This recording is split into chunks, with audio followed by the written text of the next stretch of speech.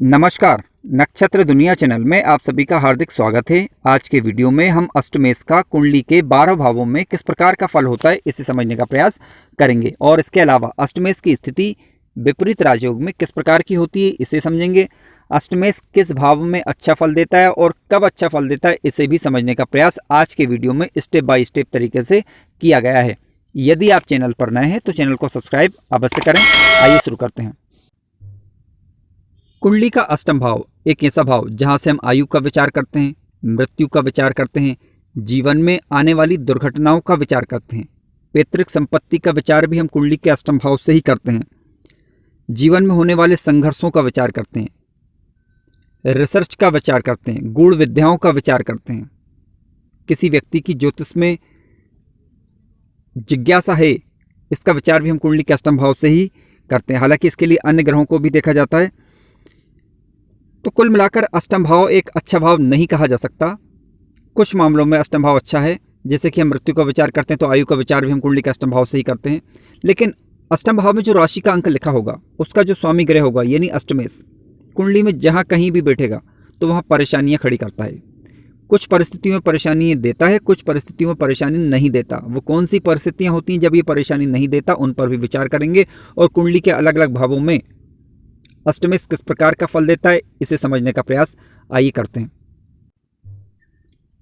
मित्रों, अष्टम भाव में जो राशि का अंक लिखा होगा वही आपका अष्टमेश ग्रह होगा, यानी उसका स्वामी ग्रह आपका अष्टमेश ग्रह होगा। यदि 1 नंबर का राशि का अंक लिखा है तो समझ लीजिए मेष राशि है, और 8 नंबर का राशि का अंक लिखा है तो समझ लीजिए वृश्चिक राशि है।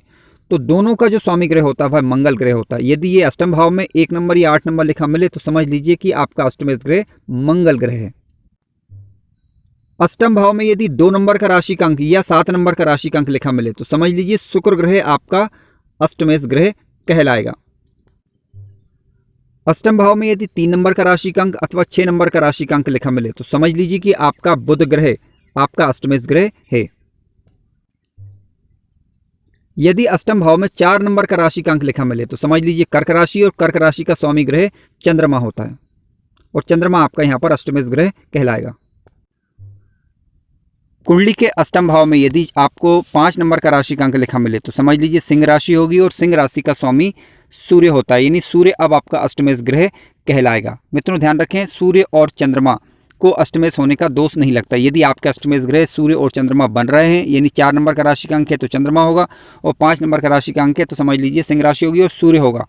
तो सूर्य और चंद्रमा ये शुभ ग्रह माने जाते हैं। कुंडली के किसी भी भाव में यदि अष्टमेश ग्रह बनकर किसी भी भाव में बैठते हैं तो ये ज़्यादा नुकसान नहीं देते, ठीक है। और इसके अलावा गुरु ग्रह यदि अष्टमेश ग्रह बन भी जाता है तब भी गुरु ग्रह के भी ज़्यादा आपको बुरे प्रभाव देखने को नहीं मिलेंगे। जिन प्रभावों पर अभी हम चर्चा करने वाले हैं उनमें आप चंद्रमा, सूर्य और गुरु का ध्यान रखें। तो गुरु, सूर्य और चंद्रमा यदि आपके अष्टमेश ग्रह बन रहे हैं तो ये परिणामों में ज़्यादा बुरे प्रभाव लेकर ये नहीं आते। अष्टम भाव में यदि 9 नंबर का राशि का अंक लिखा मिले अथवा 12 नंबर का राशि का अंक लिखा मिले तो समझ लीजिए कि गुरु ग्रह आपका अष्टमेश ग्रह है। अष्टम भाव में यदि 10 नंबर का अथवा 11 नंबर का राशि का अंक लिखा मिले तो समझ लीजिए कि आपका अष्टमेश ग्रह शनि ग्रह है।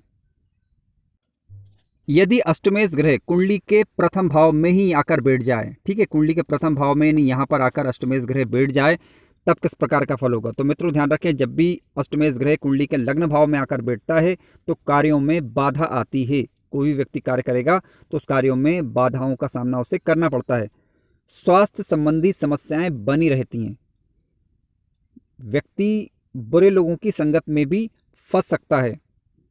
तो ये समस्याएं अष्टमेश ग्रह देता है जब कभी भी ये लग्न भाव में बैठता है। लेकिन ध्यान रखें, समस्याएं जब ज़्यादा देता है कि जब ये शत्रु राशि में बैठा हो, ठीक है, और या फिर पीड़ित हो रहा हो तब।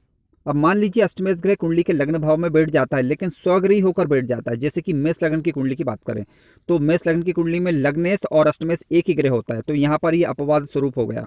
तो अब यहाँ पर मंगल ग्रह मान लीजिए अब कुंडली के फर्स्ट हाउस में बैठेगा मेष लग्न की कुंडली में, तो यहाँ पर ये अत्यंत शुभ होगा क्योंकि लग्नेश होकर स्वयं लग्न में ही बैठ गया, क्योंकि अष्टमेश और लग्नेश दोनों ही मंगल ग्रह बन रहा है यहाँ पर। तो ऐसी लग्न की कुंडलियाँ जिनमें लग्नेश और अष्टमेश, या कह सकते हैं कि अष्टमेश ग्रह स्वग्रही हो रहा है या फिर उच्च राशि का हो रहा है, तब यहाँ पर स्वास्थ्य संबंधी समस्याएं नहीं होंगी, बल्कि उल्टा स्वास्थ्य अच्छा रहेगा व्यक्ति का।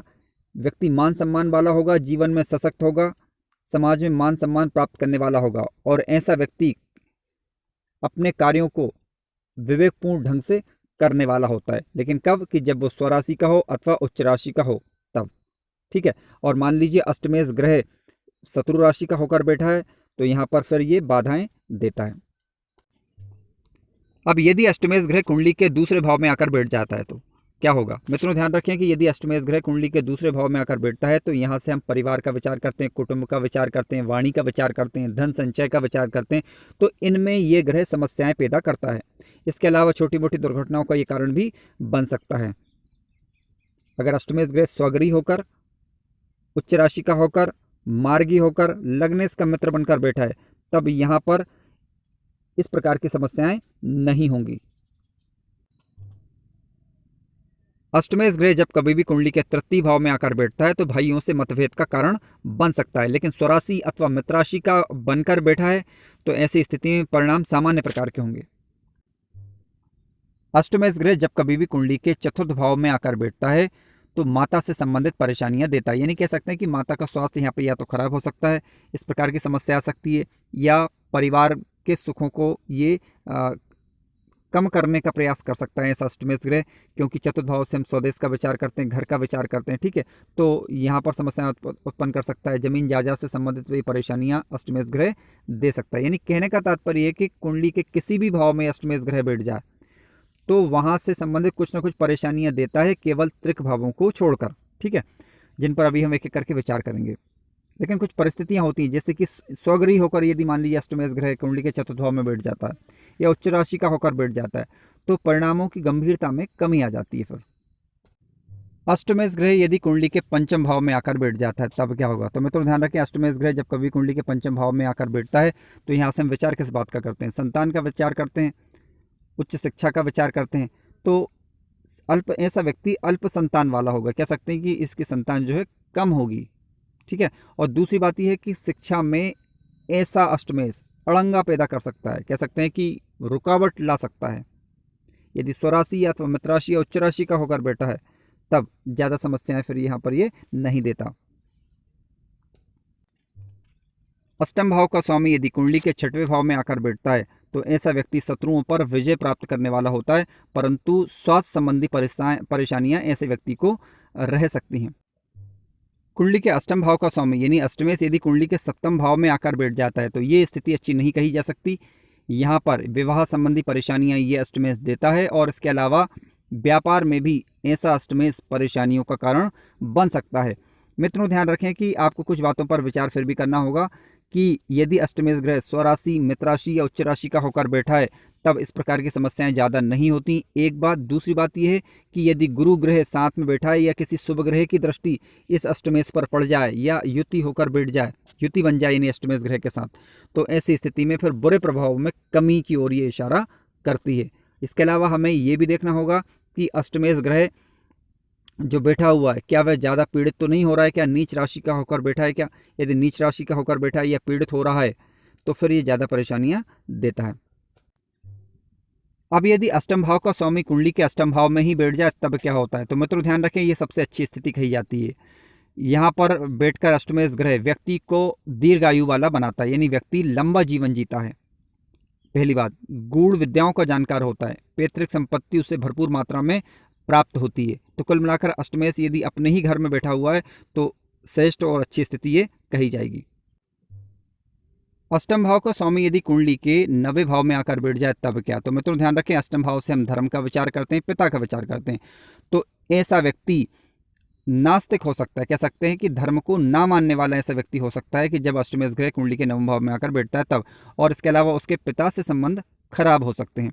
लेकिन स्वराशि का बैठा हो या मित्र राशि का बैठा हो या उच्च राशि का बैठा हो तब क्या होगा? तो मित्रों ध्यान रखें, तब मध्यम प्रकार के फल देखने को मिलेंगे। अष्टमेश ग्रह यदि कुंडली के 10वें भाव में आकर बैठता है तब क्या? तो मित्रों ध्यान रखें, कुंडली के 10वें भाव से हम विचार किस बात का करते हैं? कार्य क्षेत्र का विचार मुख्य रूप से अष्टम भाव से किया जाता है।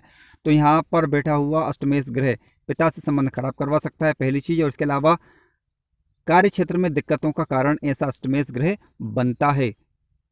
फिर वही बात दोहराना चाहेंगे कि यदि स्वराशि, मित्र राशि, उच्च राशि का होकर बैठा है तब परेशानी तो तब भी देगा, परंतु ऐसी परेशानियां फिर थोड़े किस्म की होगी, कह सकते हैं कि मध्यम प्रकार की होंगी, जिससे आप आसानी से निपट पाएंगे। अष्टमेश ग्रह यदि कुंडली के 11वें भाव में आकर बैठ जाता है तब क्या होगा? तो देखिए 11वें भाव से हम विचार किस बात का करते हैं कि लाभ का विचार करते हैं, ठीक है। तो लाभ से संबंधित परेशानियां ऐसा अष्टमेश ग्रह देता है, यानी जो भी आपको प्रॉफिट होने वाला उस प्रॉफिट में आपको ये कमी करवा देता है जब कभी भी अष्टम भाव का स्वामी यानी अष्टमेश कुंडली के 11वें भाव में आकर बैठता है तब।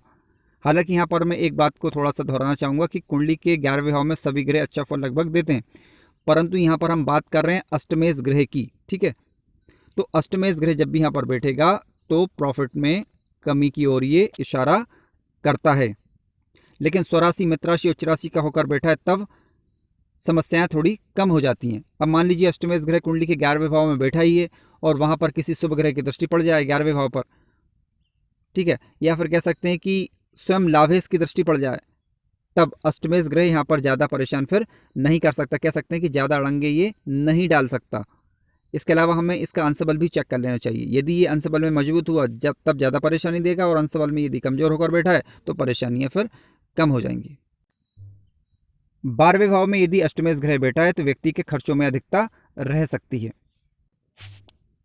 मित्रों, अब बात कर लेते हैं विपरीत राजयोग के विषय में। ध्यान रखें, कुंडली के अष्टम भाव का स्वामी यानी अष्टमेश कुंडली के 6वें, 8वें अथवा 12वें भाव में बैठ जाए और 6वें का स्वामी यानी षष्ठेश 6वें, 8वें या 12वें भाव में बैठ जाए, या 12वें भाव का स्वामी यानी द्वादश कुंडली के 6वें, 8वें या 12वें भाव में बैठ जाए, यानी कहने का तात्पर्य 6, 8, 12 के स्वामी 6, 8, 12 में ही बैठे हों।